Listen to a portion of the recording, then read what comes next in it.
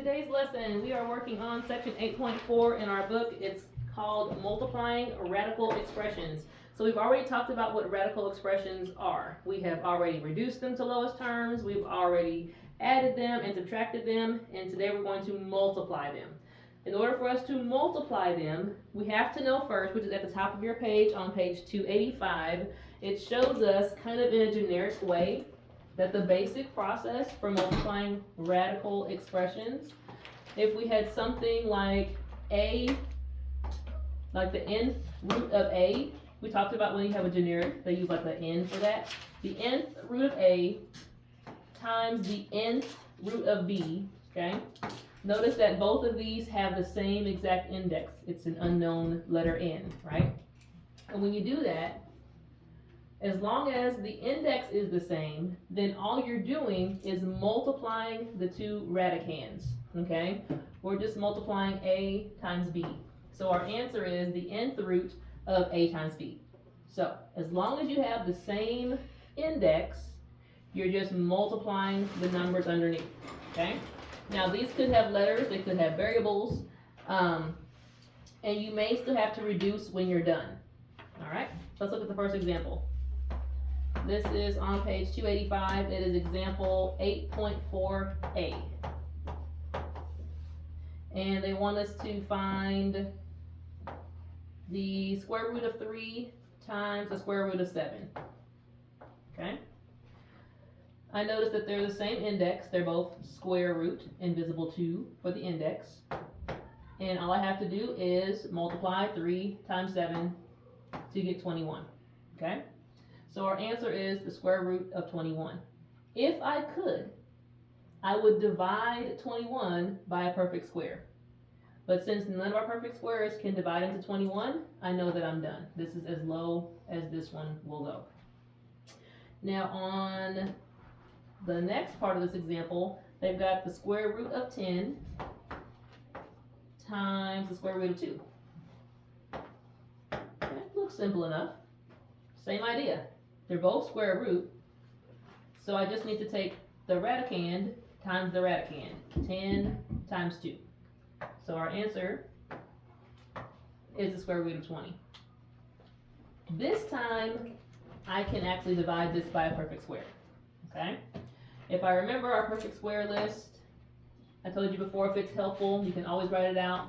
I know 2 times 2 is 4, 3 times 3 is 9, 4 times 4 is 16, 5 times 5, 25, 6 times 6, 36, 7 times 7, 49, and so forth, okay? And I see that out of this list, I know that 4 can divide into 20. So we're going to rewrite it as the square root of 4 times 5, okay? Because I can actually do the square root of 4, I'm going to go ahead and simplify that and say the square root of 4 is 2. Put that in the front and leave the lonely square root of 5 under the radical. So our final answer, 2 square root of 5.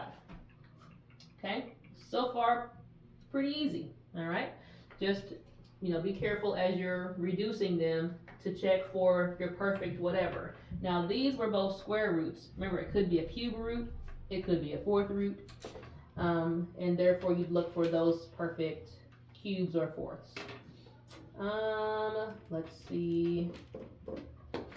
If there are numbers in front of our radical, we're going to just multiply those also. But let's take a look at 8.4b.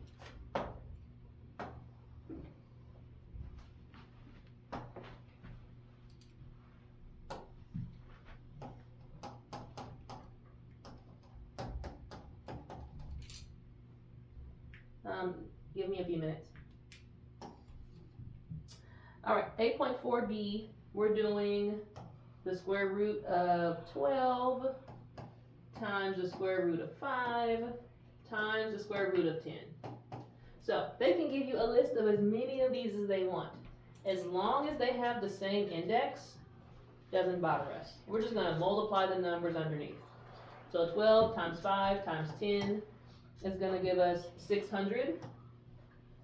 So we would have the square root of 600. Now clearly we can divide some perfect squares into 600, but we want to pick the largest possible one. So if we continue our little list here in red of our perfect squares, 4, 9, 16, 25, 36, 49, 8 times 8, 9 times 9, 10 times 10. And I can see that 600, we can divide it by 100. That'd be the best choice. So we're going to rewrite the 600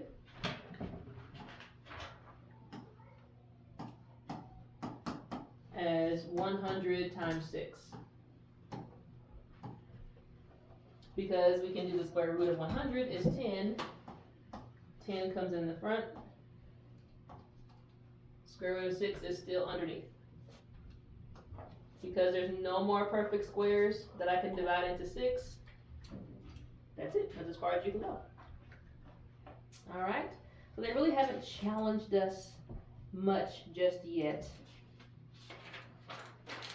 Let's add in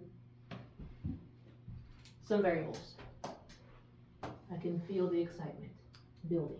Here we go. This is example 8.4c.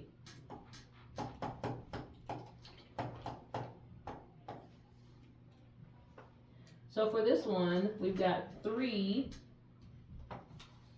times the 5th root of 16x to the 4th times 4 times the 5th root of 2x to the 7th. So I'm still not too concerned. And I'm not concerned because at least it's the same index. And as long as the index is the same, they're both 5th, okay, then I know I'm just going to multiply what's underneath times each other, okay? Anything hanging out in the front will also get multiplied. So we're going to take 3 times 4, which is 12, in front of our radical. My 5th root symbol is still here. But I'm going to go ahead and multiply 16 times 2. And then my x to the 4th times x to the 7th. So you got to think back to your exponent rules. They have the same base, so I just get to add the exponents together. So it's really 4 plus 7. So I get x to the 11th power. So this is a valid answer, but it can be reduced. So we have to think back through our process for reducing. First thing I'm going to do, I see a 5th root here in the front. I'm going to immediately consult my calculator and say, what's the 5th root of 32? And if you type in your calculator the 5th root of 32, it will immediately give you 2. Then it comes from 2 times 2 times 2 times 2 times 2. It's 5 2s, okay? So we're going to bring that 2 into the front. The 12 is already there. We're going to bring out the answer from the 5th root of 32. And then I still have my 11th power under there with my x. Okay? So all we did was find out the 5th root of 32 is 2. And now we'll deal with the 11. If you remember what we did before, if I need to reduce with an exponent, I'm basically just dividing, okay? I'm doing 11 divided by 5, or how many times can 5 go into 11? Well, we know it will go in there twice, okay? Now, 2 things. I forgot to multiply my 12 times 2. I'm going to do that now. That's 24. 5 goes into 11 2 times, so I get to bring out 2 x's. There's also going to be 1 left over, or 1 remainder. So I'm going to leave that 1 little x by itself inside the radical. And this is it. This is as far as it will go. This is a little 5 right there. Okay, that's the 5th root. So our answer is 24 x squared times the 5th root of x. Okay? So as long as the index is the same, multiply what's underneath. Anything that's in the front, multiply that together, and then you must reduce. Let's see. Let's do one more form of this. And then we'll be ready to work on some of these on our own. Alright, this is the 8.4e.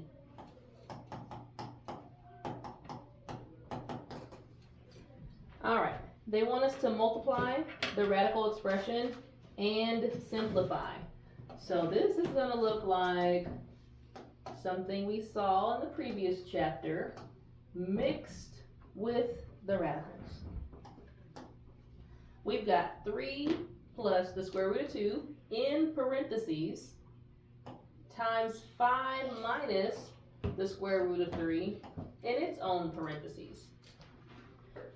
This should make you kind of get some FOIL vibes going, okay? It kind of reminds you of FOIL because that's exactly what we're going to do. We're going to be FOILing these two binomials. Alright? So when we FOILed, we distributed, and that's what we'll do here.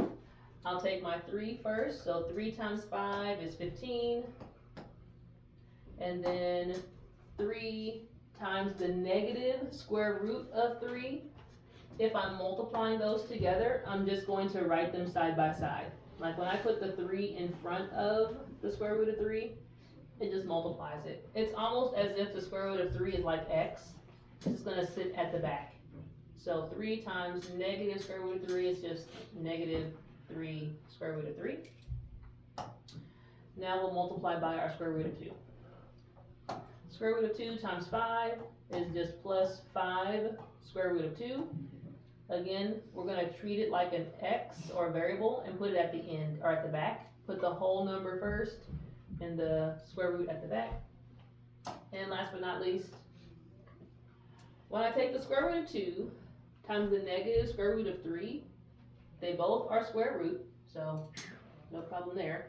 We're just multiplying the number underneath. It's going to be a negative because it was a positive times a negative. They both were square root. It's just 2 times 3 gives us 6. We're almost home free with this question. I want to double check and see if there's any like terms that I can combine. Well, I've got 15. There's no other whole numbers. I've got square root of 3 and square root of 2. Those are not like terms. I can't put those together. And square root of 6. There's no other square root of 6 with it. So, even though it's not cute, this is as far as this question can go. Okay? If they had the same thing like square root of 3, square root of 3, then I could have put those together, but they are not. Alright, so we will be working some of these questions. They may add some, variables in with them, but this is the basic process. If they give you the 2 binomials, just use your FOIL to distribute it, and then double check to combine like terms. Alright, we will be practicing these in practice section 8.4. Oh, I'm gonna have to be wearing